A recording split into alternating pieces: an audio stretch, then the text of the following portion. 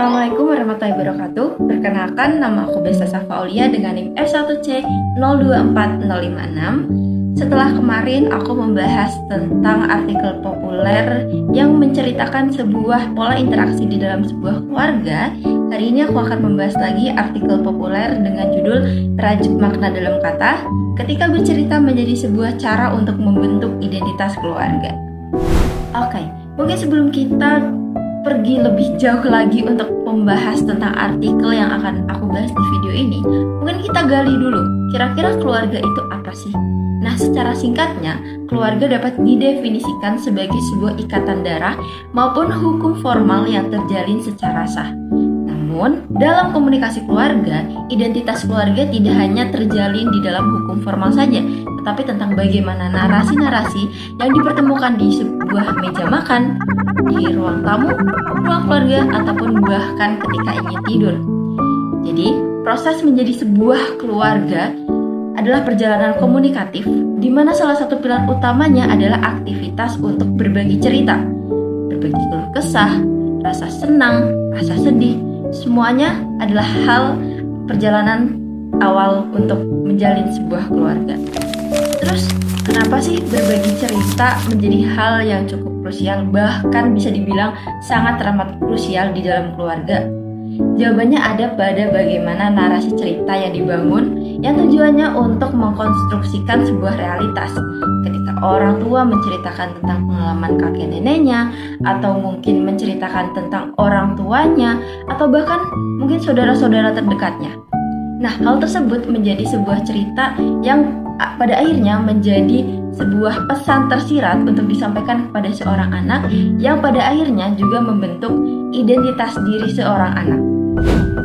Namun, berbagi cerita tidak hanya tentang masa lalu saja, ataupun mungkin realitas-realitas sosial ataupun keluarga yang bisa disampaikan.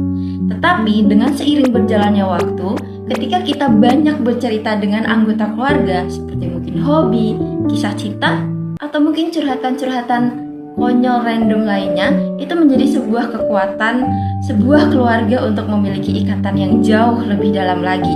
Ketika bercerita menjadi sebuah sesuatu hal yang nyaman bagi seorang anak ataupun seorang tua, disitulah keluarga itu terbangun dengan baik.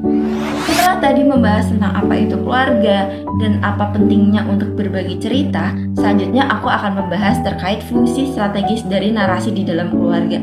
Terdapat 3. Yang pertama, transmisi nilai, mendidik tanpa menghakimi, di mana seorang orang tua menceritakan sebuah masa lalunya untuk menginstruksikan seorang anak, bukan untuk menghakimi, tetapi untuk seorang anak bisa merefleksikan diri agar bisa menjadi yang terbaik versi orang tuanya. Yang kedua, penyelesaian konflik dan resiliensi, di mana seorang anak mendapatkan sebuah cerita tujuannya untuk bisa menyelesaikan sebuah konflik di dalam keluarga yang mungkin ya seperti gimana dulu orang tua bertahan hidup ataupun bertahan dari segala konflik-konflik yang ada. Nah, tujuannya di situ adalah seorang anak diajarkan untuk bisa menyelesaikan konflik-konflik yang ada. Lalu yang ketiga adalah menciptakan batasan atau boundaries, yang dimana boundaries menjadi sangat penting untuk menjaga sistem keluarga.